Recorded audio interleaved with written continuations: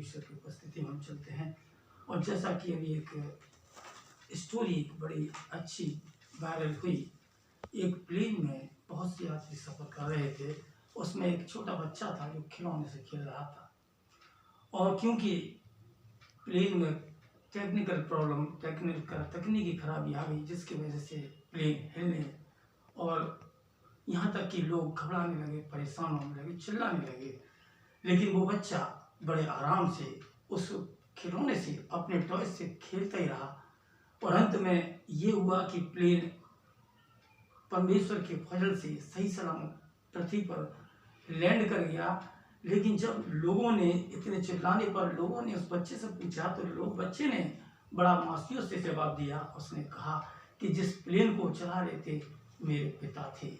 उसको विश्वास था कि मेरा पिता इस प्लेन को क्रैश नहीं होने देगा, गिरने नहीं देगा। सेम वही कंडीशन हमारी भी होती है कि जब हम प्रार्थना करते हैं, जिसकी हम मन्नत मांगते हैं, जिसके लिए हम रोजे रखते हैं, हमें विश्वास होना चाहिए वो परमेश्वर हमको गिरने नहीं देगा, हमको बर्बाद नहीं होने देगा, हमको परेशान नहीं होने देगा, हमको दुखी नहीं होने देगा। क्योंकि बाइबल नीति वचन उसका 3रा अध्याय और उसकी 5वीं आयत में लिखा हुआ है कि तू अपनी समझ का सहारा न लेना। जब हम अपनी समझ का सहारा लेते हैं, यूहन्ना 15वां अध्याय उसकी 5वीं आयत में लिखा हुआ है कि तुम मुझसे अलग होकर कुछ नहीं कर सकते।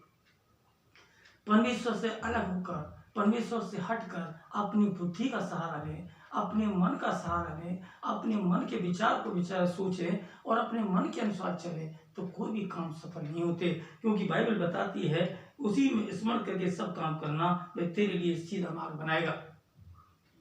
जब हम उसकी वचन के अनुसार चलते हैं, अपने वचन के अनुसार जीवन को बिताते हैं, तो परमेश्वर हमारे लिए मार्ग तैयार करता है, सीधा मार्ग तैयार करता है।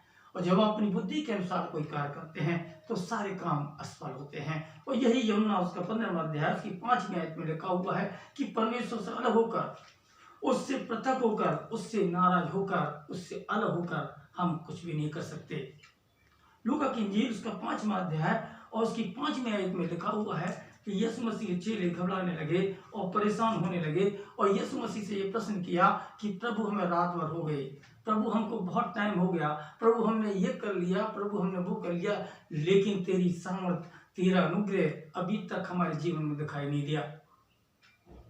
परमेश्वर ने साफ शब्दों में उत्तर दिया, उससे कहा कि तू गहरे में चल, अपनी प्रार्थना को, अपने मन को, अपने विश्वास को गहराई में परमेश्वर के में लेकर चलना है, ताकि परमेश्वर उन गहराई को समझ सके और ये जान सके कि ये तेरा बेटे और बेटियां परमेश्वर के भक्त, परमेश्वर के लोग, परमेश्वर के अनुयायी हैं। ये परमेश्वर को बखूबी मन से जानते हैं। और जब वो गहराई में उसने जाल को डाला तो बाइबल बताती है कि वो बहुत सी मछलियों का पकड़ने वाला हुआ।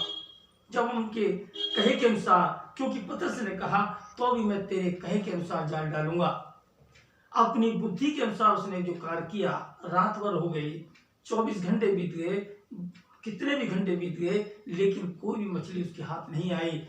जबकि उसने परमेश्वर से ये प्रश्न किया कि परमेश्वर फिर भी मैं तेरे कहे के अनुसार जाल डालूंगा।